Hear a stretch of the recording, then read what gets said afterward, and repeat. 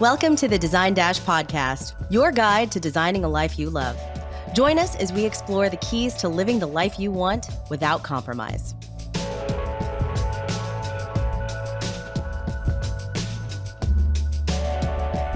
Welcome back to the Design Dash podcast. I'm your co-host, Laura Umansky, here with Melissa Grove. And today we are tackling a topic that hits home for a lot of designers, Laura U Design Collective included, and that is what to do with your marketing when business slows down or times feel uncertain. And I think we can all agree times have felt uncertain quite a bit in the last, since COVID, right? Like that was turmoil. And now things are kind of up in the air with tariffs and things. So it's easy to think that cutting back on your marketing is the safest move, but in reality, pulling the plug on your marketing initiatives is one of the fastest ways to stall your momentum. So this episode, we're going to talk about why now is the time to stay visible. We'll talk about how to stay strategic with your marketing budget and some ways you can bootstrap your marketing and still be successful with it. So let's dive in. So Melissa, first of all, you started with Laura U Design Collective as our director of digital marketing.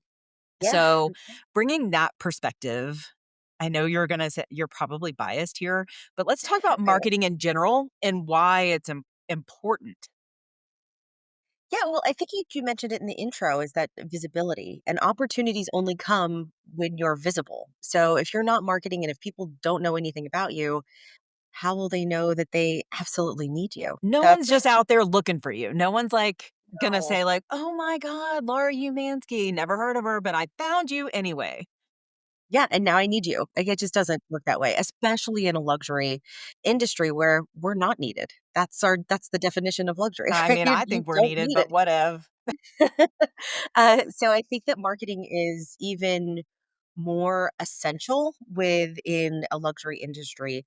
I think luxury clients need a lot more repetition. They need to see you everywhere. I mean, you and I talk about this all the time. Like you have to almost saturate the market and it needs to be their seventh exposure, not necessarily their first, before they start thinking, oh, you know what? When I do have that project, I'm going to go to L'Oreal.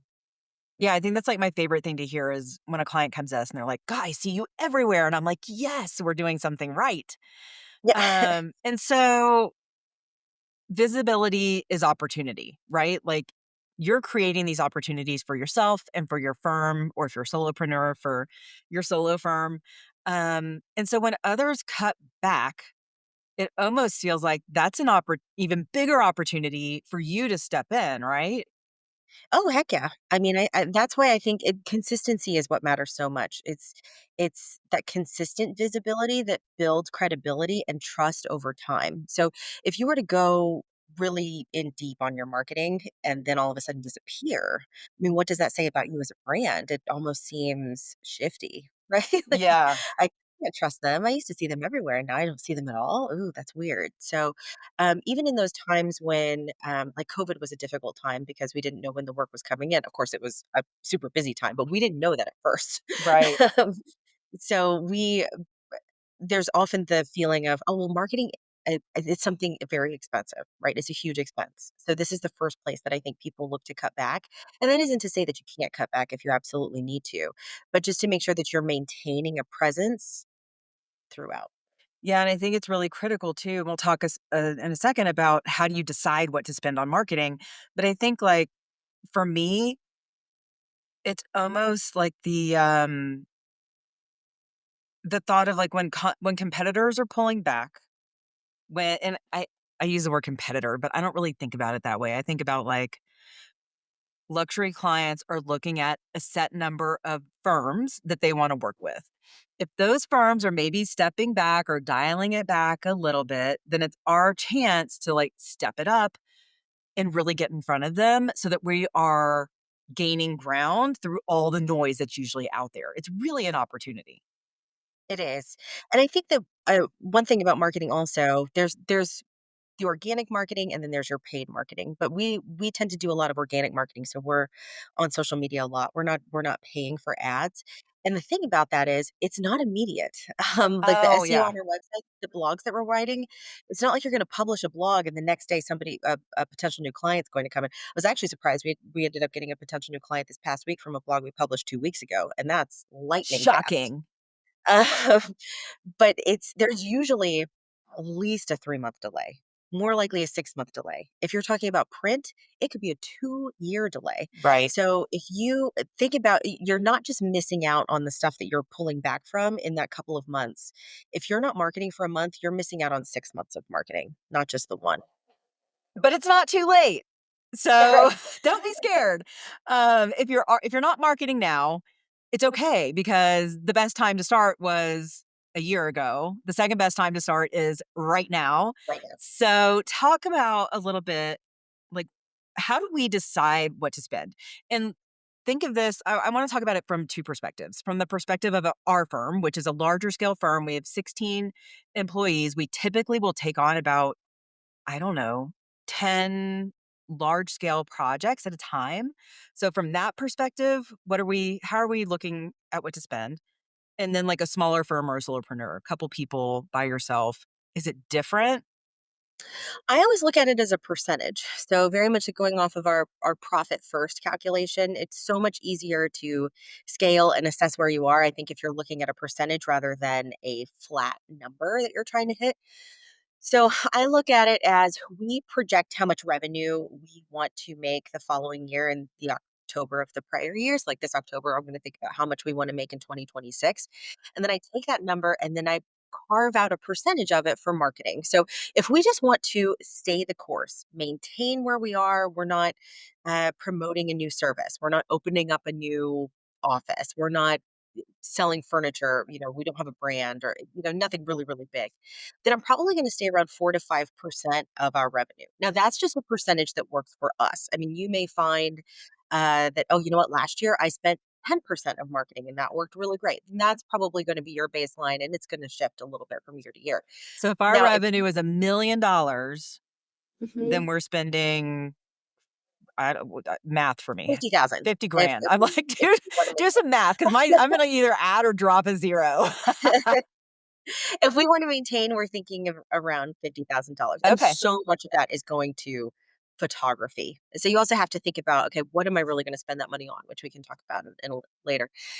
If you're wanting to ramp up, like let's say you are opening up a physical location or you're doing a show house or something really big, then you probably want to spend anywhere from 8 to 12% of your revenue, allot that for marketing. So Because you're again, doubling. oh, yeah.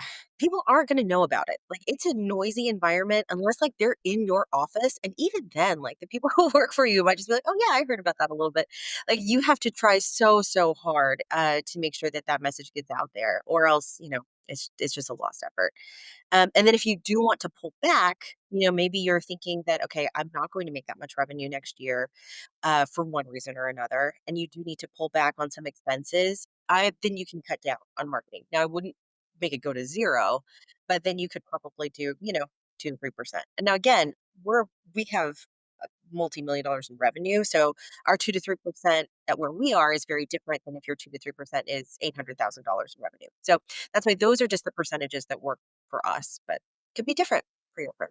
So for let's say we are a smaller firm, couple people, we're doing, like I said, $1 million in revenue just for a round number.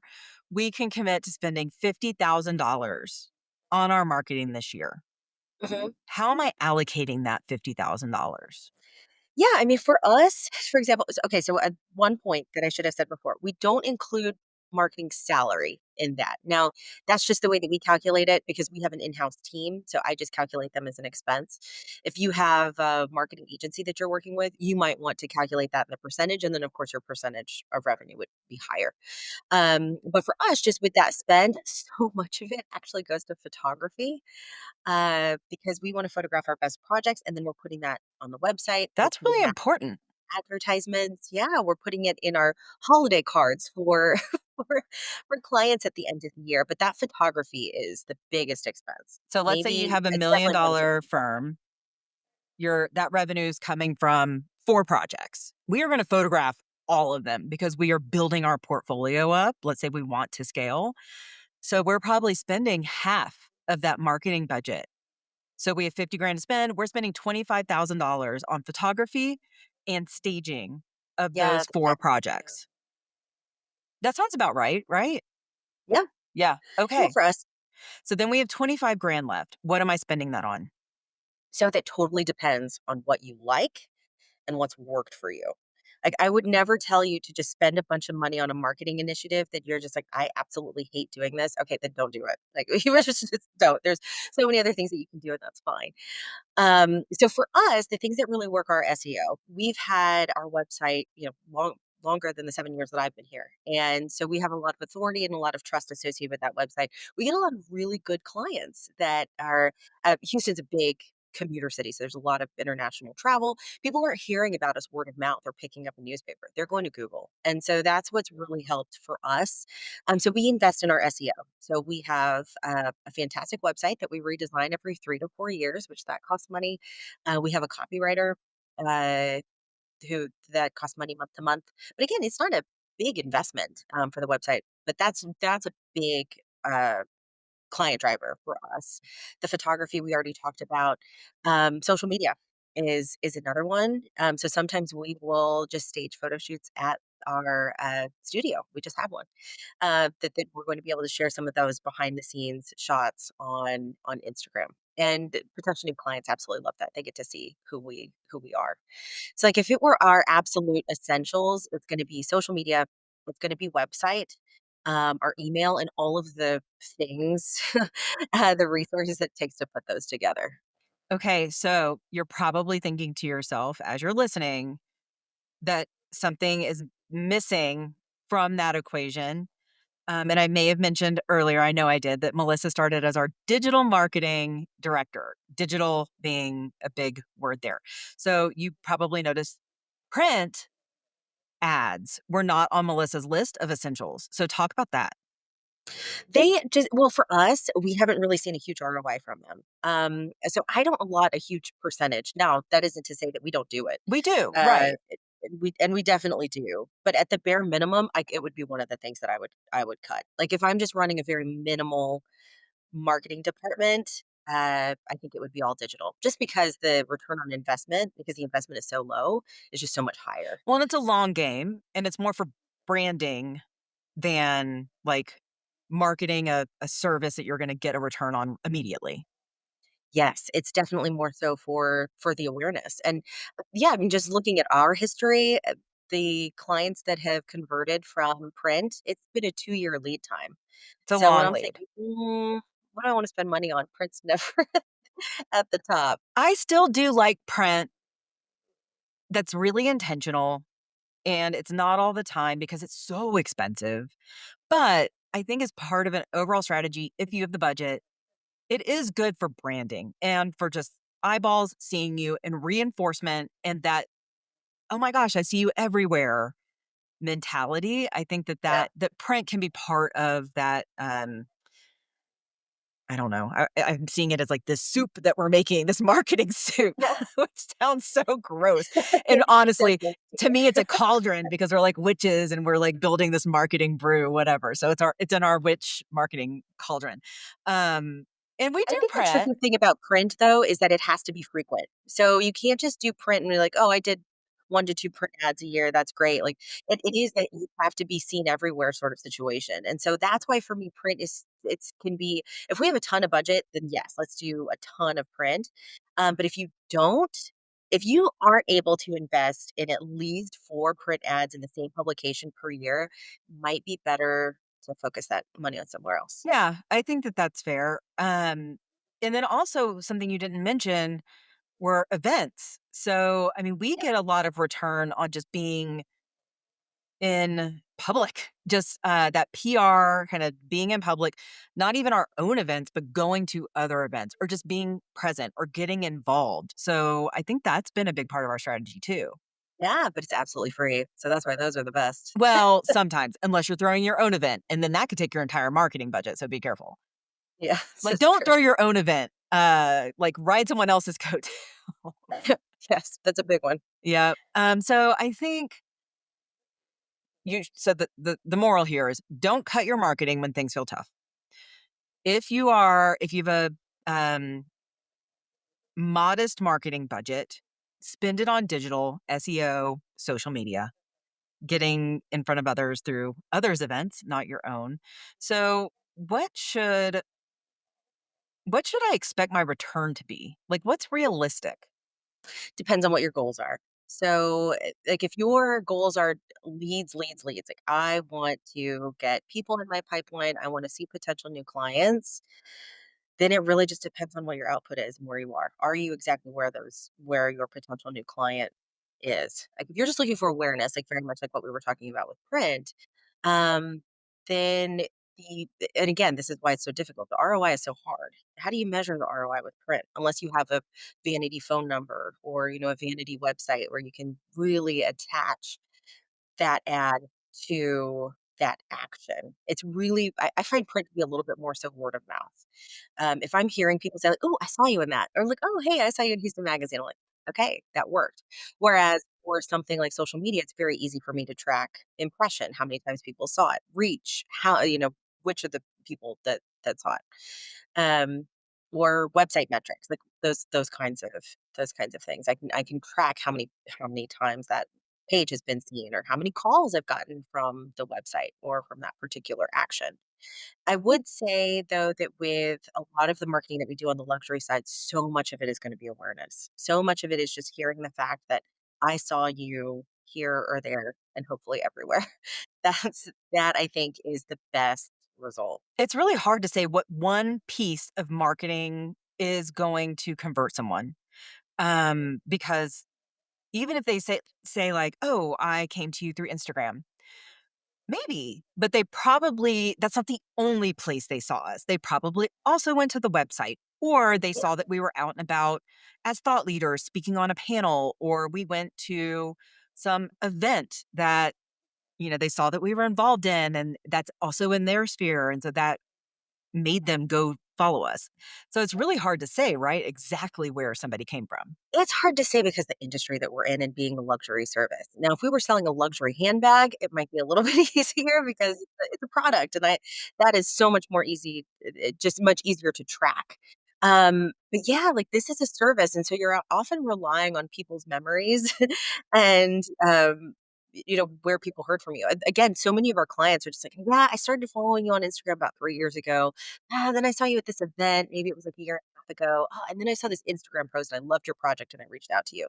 So again, that just reinforces why it's so important to not pull back on any of your marketing because especially in this industry, people they might hear about you when they're 28 years old before they've really bought that house where they're going to need you.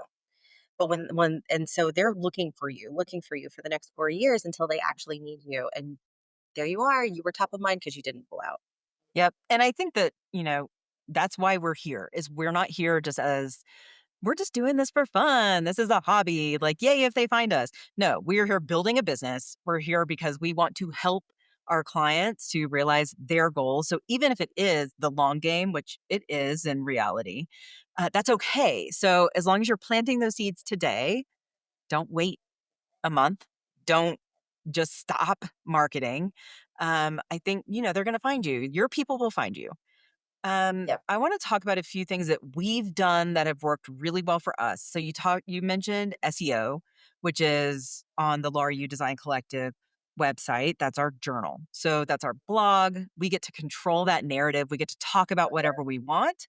But we work with a copywriter. So for someone that's never worked with a copywriter before, what does that look like? What does that entail?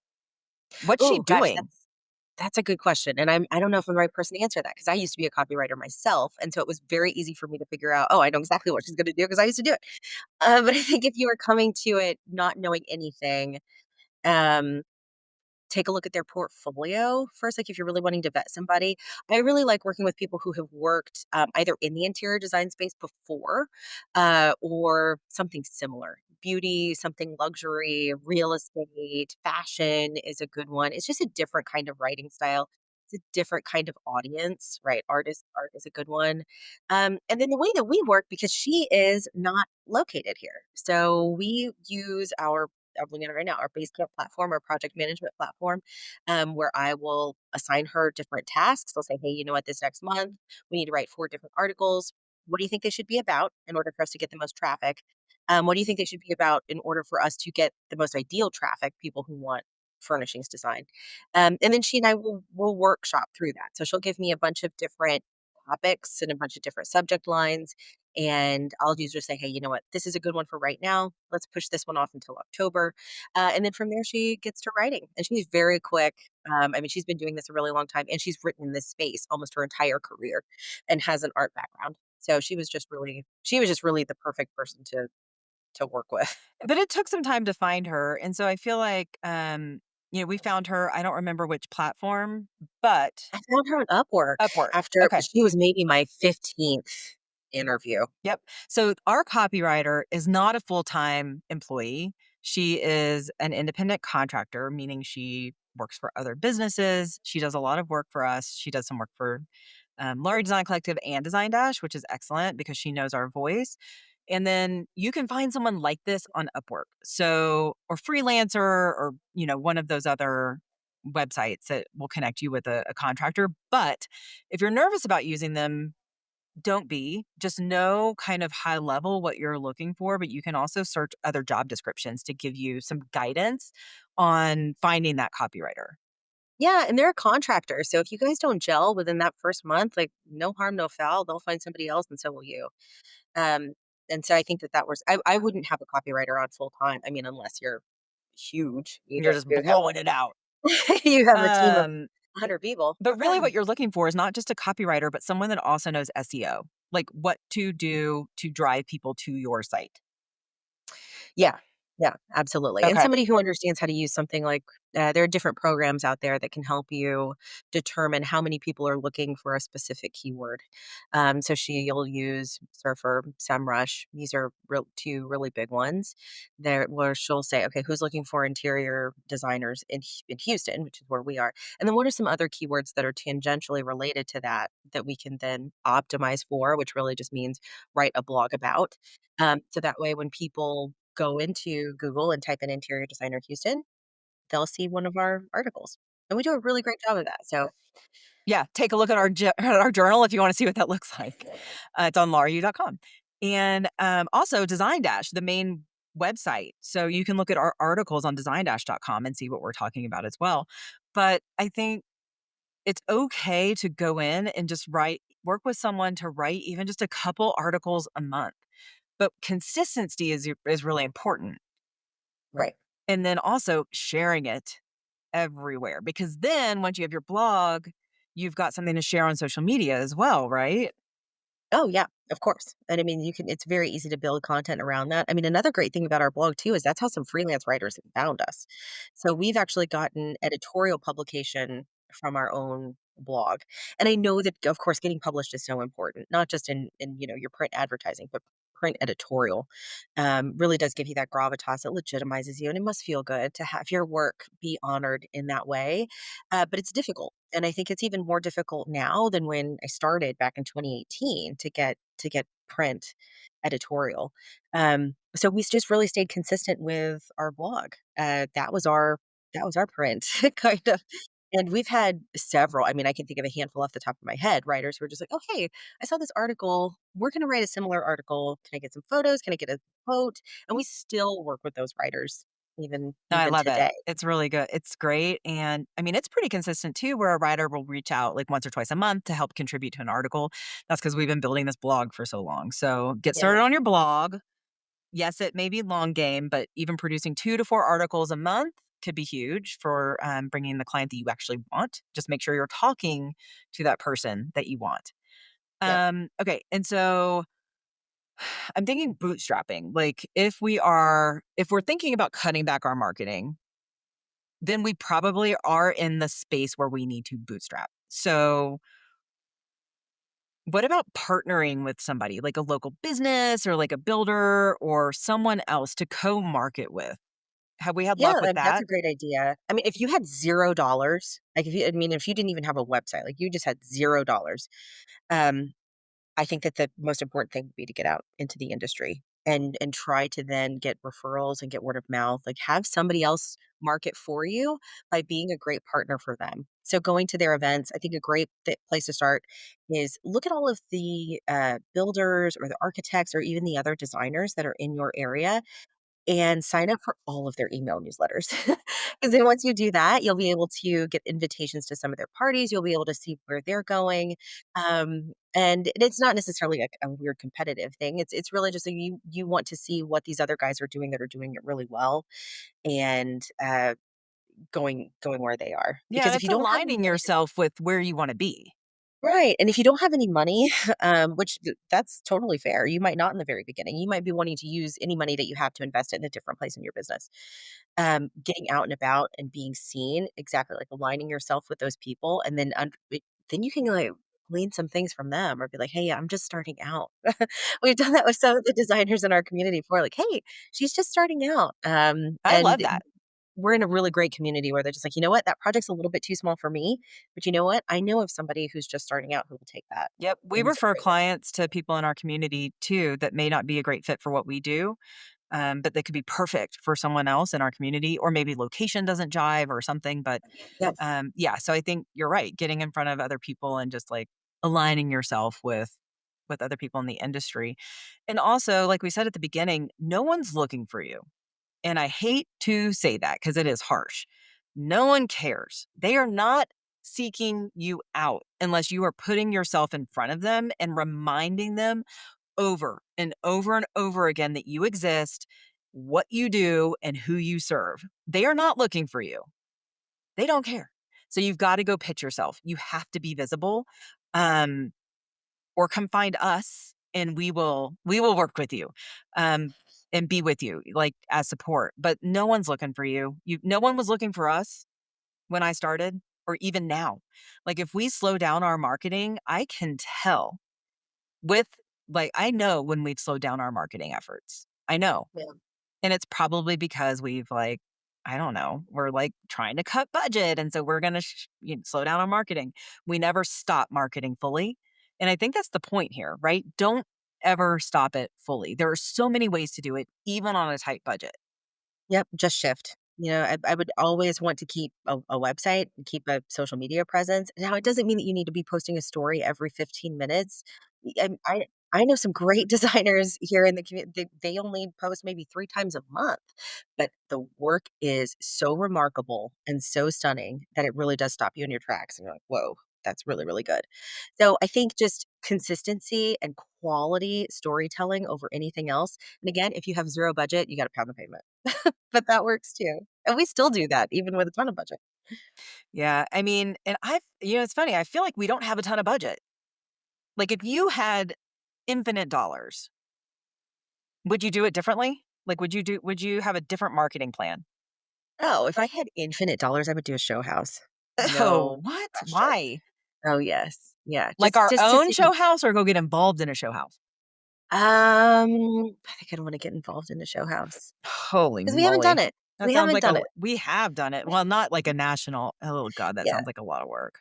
right. So that's what I would do. I would do something big like that. Um, I would do really big.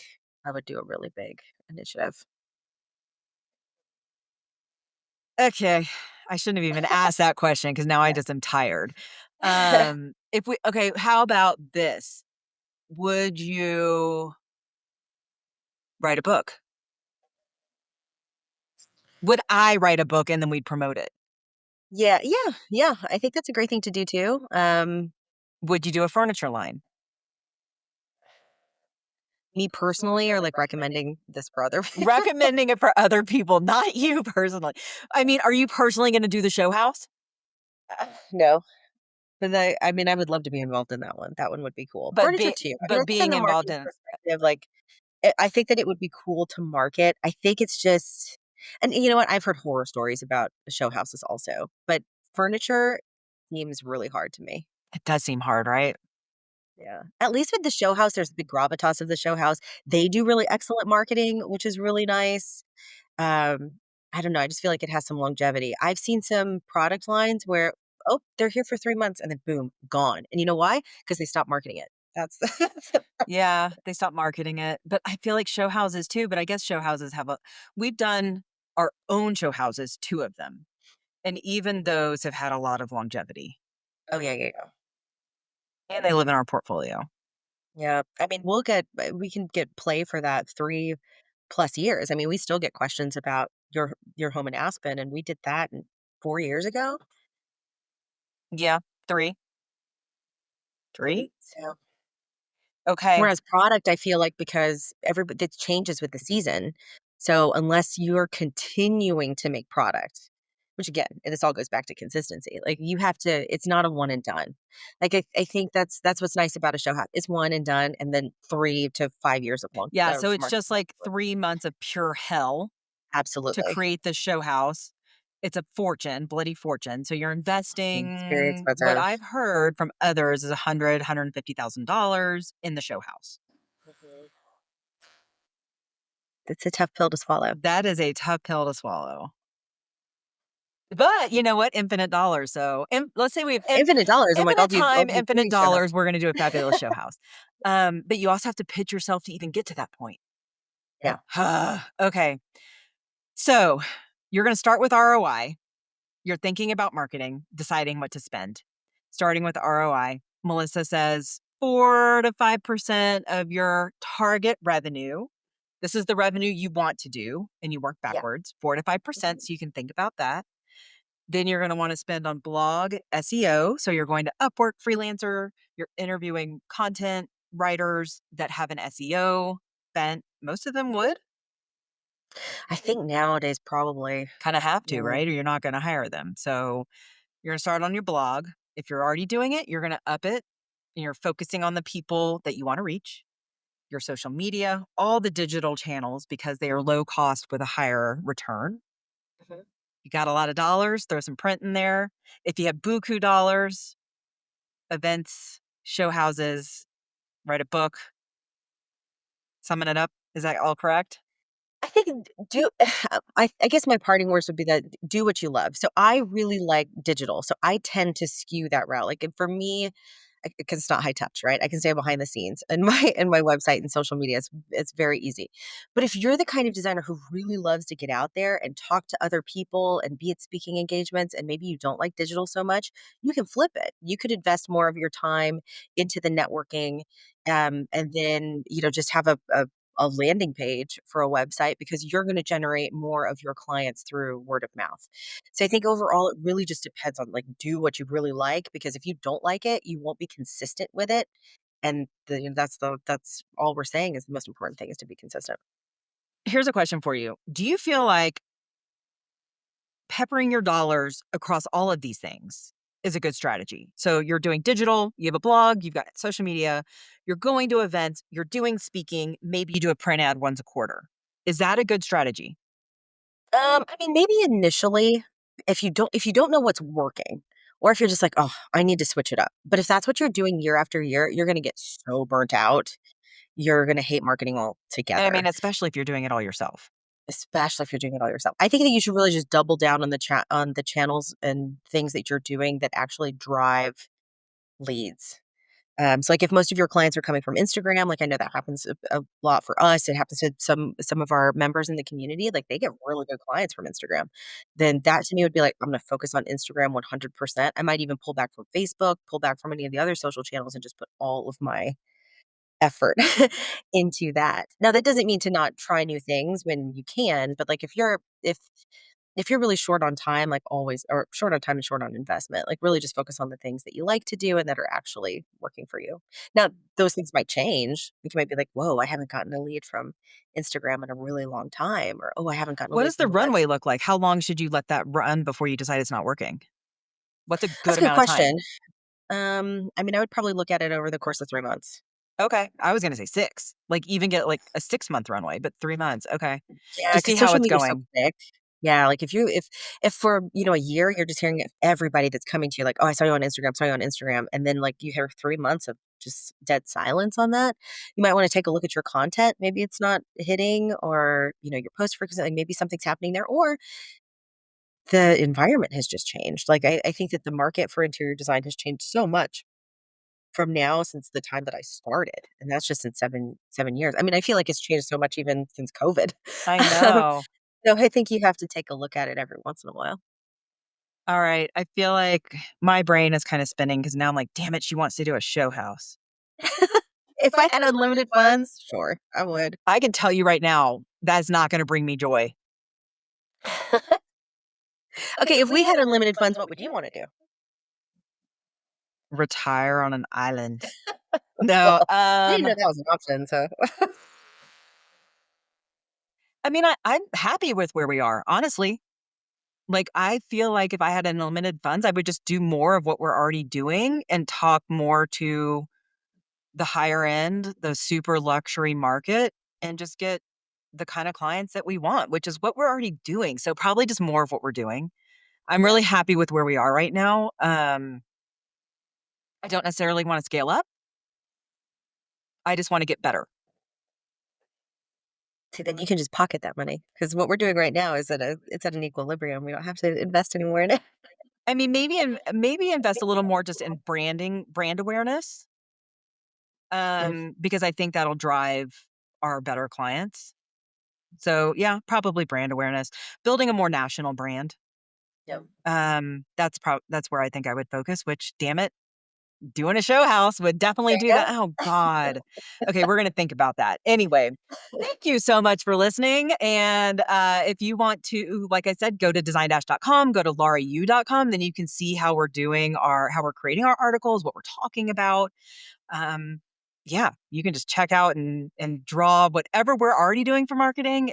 I'm happy where we are. So take it as you will and use it for your own. Thanks, everybody. Thank you for listening. Make sure to check out our next podcast, coming live next week on Spotify, Apple Podcasts, or wherever you get your podcasts. In the meantime, you can find us and more wonderful stories like these on design-.com. And make sure to follow us at Design Dasher on Instagram and TikTok. Till next time.